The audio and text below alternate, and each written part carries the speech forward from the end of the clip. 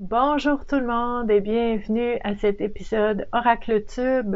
Aujourd'hui, je vous partage un jeu de cartes Oracle que j'utilise assez régulièrement, en fait, avec les personnes que j'accompagne, aussi pour moi-même, hein, dans différentes situations.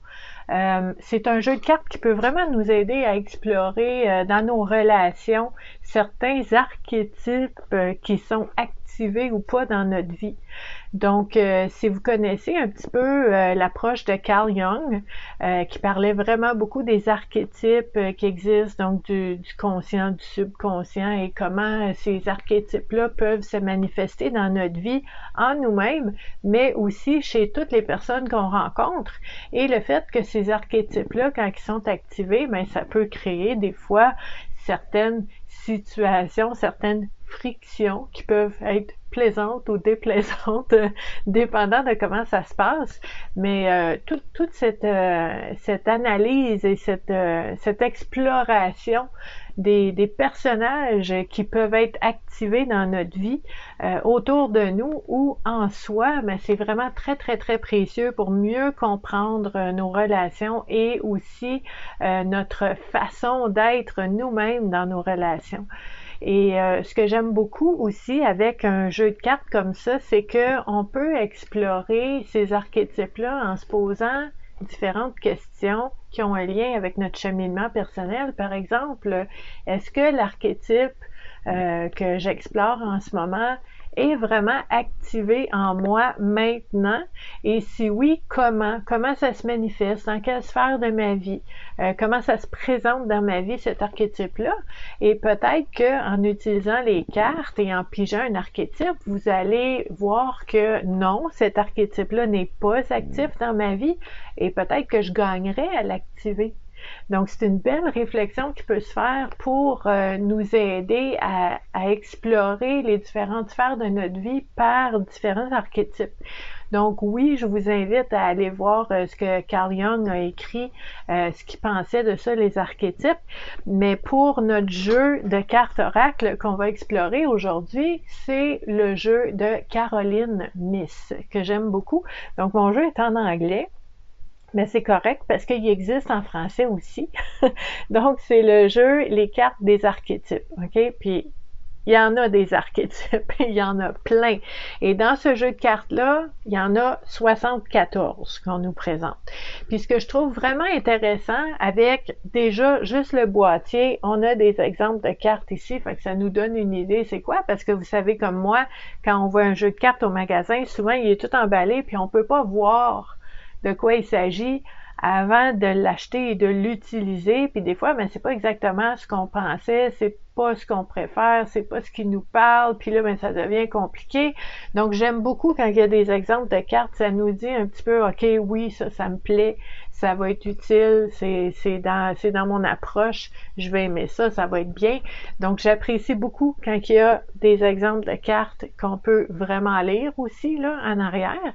Et en fait, ce qu'il faut savoir aussi, Caroline Myss a écrit un livre là-dessus. Mais là, on est dans Oracle Tube. Fait que je vous présente ça, mais peut-être qu'un jour, je vous présenterai son livre aussi concernant les archétypes. Et elle a une approche vraiment qui est en lien là avec l'approche de Carl Jung. Fait que on apprécie, on aime ça. C'est bien pour le cheminement personnel. Pourquoi? Parce que ça nous permet d'explorer les personnages qui sont activés dans notre vie. Puis là, je vais simplifier, caricaturer un petit peu, là, mais c'est comme si on était des personnages, on jouait des rôles dans une pièce de théâtre de notre vie. OK? Puis là, à ce moment-là, ben, ça aide à comprendre les motivations, les intentions, les blessures, des fois, qui font qu'on agit ou qu'on réagit de certaines façons. Donc, pour le cheminement personnel, les archétypes, c'est extraordinaire. Et le fait d'avoir un jeu de cartes comme ça, ben c'est non menaçant, c'est le fun, c'est coloré, c'est une façon d'explorer les archétypes qui est différente. Donc, vous m'avez déjà vu, en fait, dans l'activité Connais-toi toi-même, les dimanches matins, sur la communauté Vivre à coup de cœur, j'ai déjà utilisé ce jeu-là.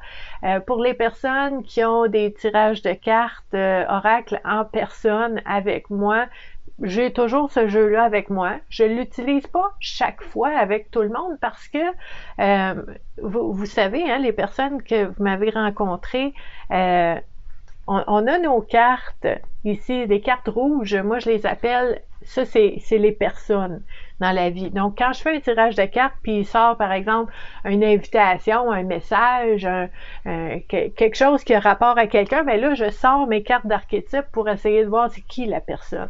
Donc, pour essayer de cibler un petit peu par les caractéristiques ou le rôle ou le personnage pour aider la personne à voir c'est qui. Par qui ça va arriver. Donc ça, c'est intéressant, mais c'est aussi intéressant de savoir dans notre propre vie qu'est-ce qui est activé maintenant. Donc dans ce boîtier-là, on a un petit livret ici, et dans ce livret-là, en fait, on a l'équivalent, ce qui est écrit sur la carte, c'est écrit dans le livret. OK? Donc, un petit peu un doublon. Mais c'est correct. C'est correct parce que dans le livret aussi, on a vraiment de l'information sur les archétypes, comment ça fonctionne les archétypes, comment on peut utiliser aussi ces cartes-là, de quelle façon, dans quel contexte. Donc, c'est vraiment utile quand même comme petit livret ici. Ce qui est intéressant, je vous disais, il y a 74 cartes d'archétypes. Il y en a une tonne, OK? Et dans le jeu, puis là, il ne faut pas que je me trompe, il y en a combien de ça? Attendez un petit peu, là. 6. On a aussi 6 cartes qui sont vides. Et où est-ce que nous, on peut créer ou aller explorer et approfondir certains archétypes que nous, on voit. Tu sais, peut-être que vous regardez les 74 archétypes puis vous dites « Ah, moi, je l'appellerais autrement » ou « Je le vois autrement », bien, on peut créer nous-mêmes, OK, pour pouvoir travailler sur différents archétypes, aussi selon ce que ça vous dit à vous, votre instinct, votre perception, votre façon de voir les choses et de créer quelque chose sur mesure aussi pour explorer avec les autres cartes archétypes aussi. Vraiment intéressant d'avoir cette possibilité-là. Donc, je vais vous montrer quelques-unes des cartes, des archétypes qu'on peut avoir, puis je vais vous montrer en même temps, parce que c'est ça qu'on fait dans l'activité Oracle Tube, comment on peut utiliser un jeu de cartes comme ça dans notre cheminement personnel. Donc, si je brasse les cartes, en ayant l'intention que les thématiques, les archétypes qui vont ressortir portent, soient porteuses vraiment d'une réflexion, d'une interprétation, d'un lien vraiment de quelque chose d'important, de pertinent et d'intéressant pour moi à découvrir. OK? Donc, par exemple, on a ici une carte de... intéressant. Femme fatale. OK? Tu as pigé cette carte-là. Tu dis, oh oh, hein? Là, ça fait rire, on niaise un peu, on dit, ah ah, je suis une femme fatale. Comment c'est activé dans ma vie? Est-ce que moi, en ce moment, je vois l'archétype, le personnage de la femme fatale activé dans ma vie maintenant?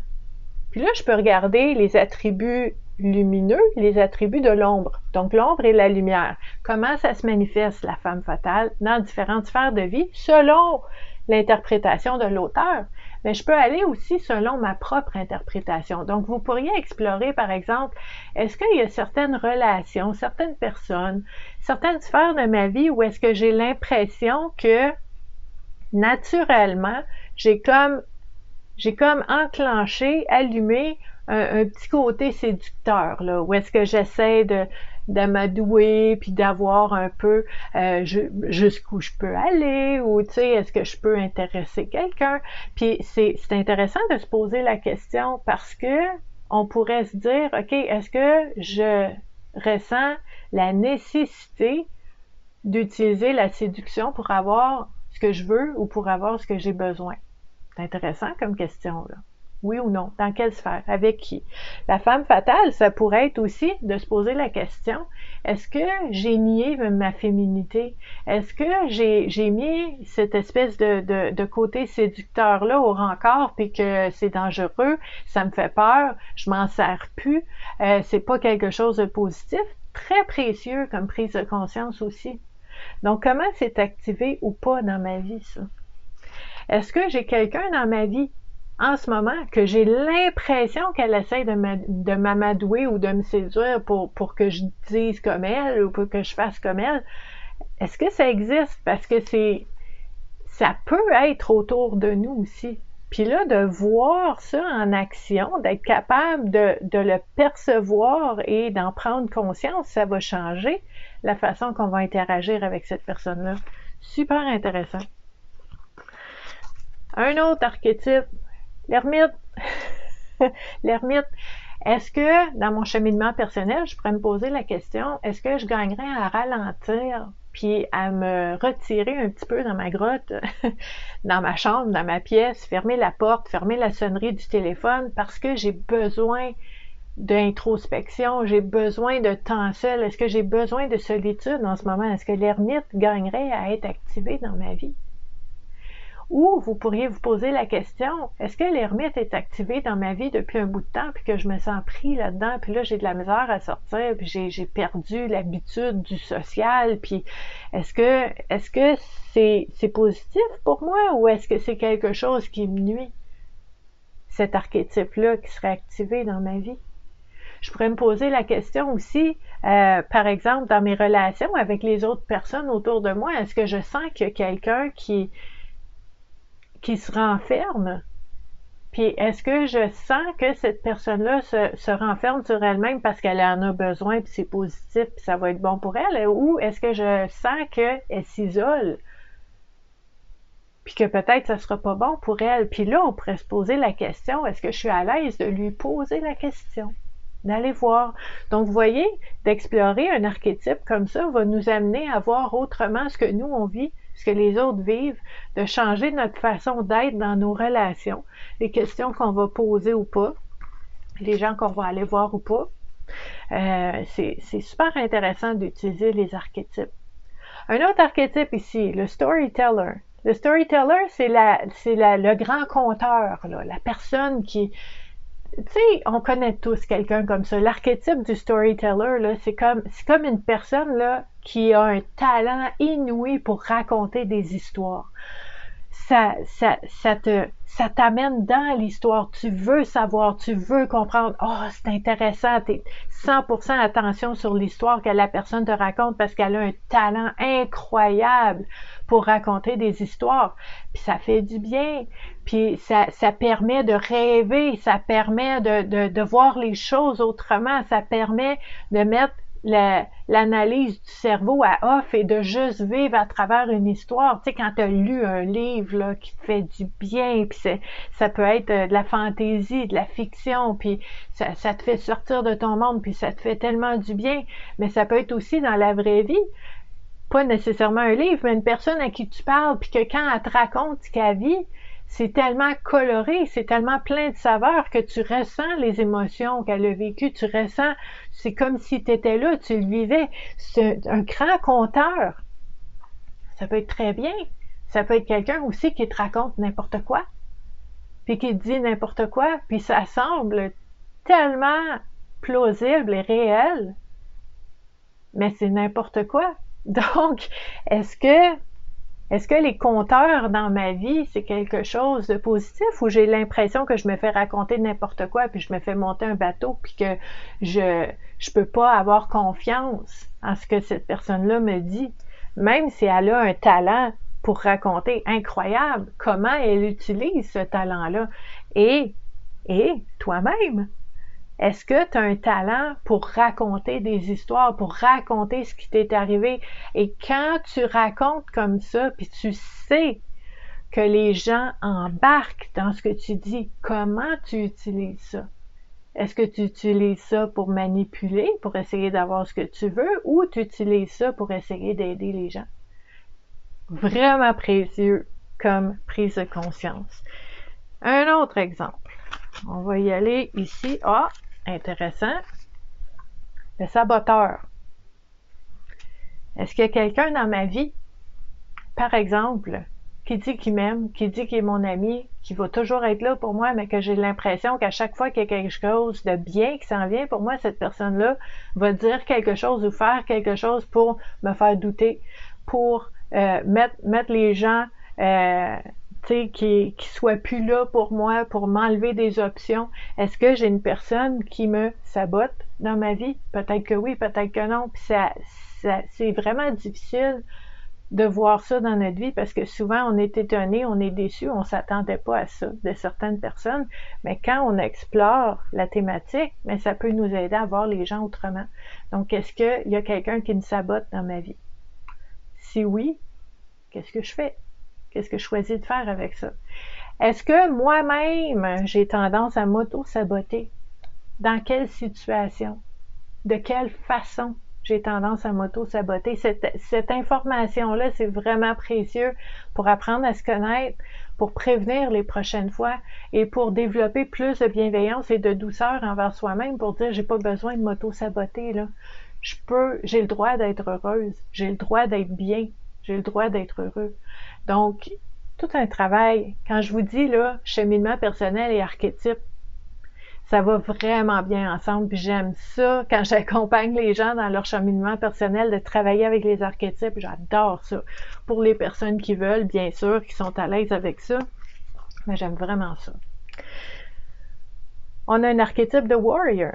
Donc, est-ce que je suis en guerre contre quelqu'un, moi? De me poser la question. Dans ma vie, en ce moment, est-ce que je suis en guerre contre quelqu'un?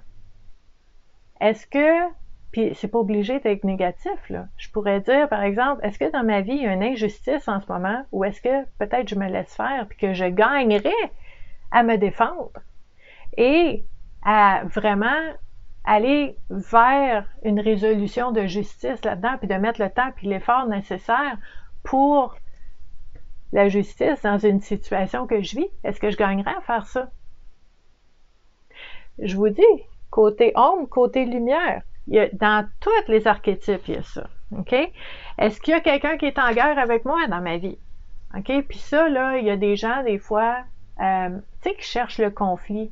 Si vous avez quelqu'un comme ça dans votre entourage qui cherche le conflit, qui carbure au drame, là, qui cherche toujours la bébite, la petite bête noire, ben, on pourrait se poser la question, est-ce que ça me nuit ou est-ce que ça m'aide ça dans la vie? Est-ce que je veux maintenir ça dans mon entourage, dans mes relations, ou est-ce que je gagnerais à dire, bon, ben, tu sais, t'es en guerre avec tout le monde, t'es en guerre avec toi-même, à la base, puis moi, ben, j'ai pas besoin de ça me tente pas.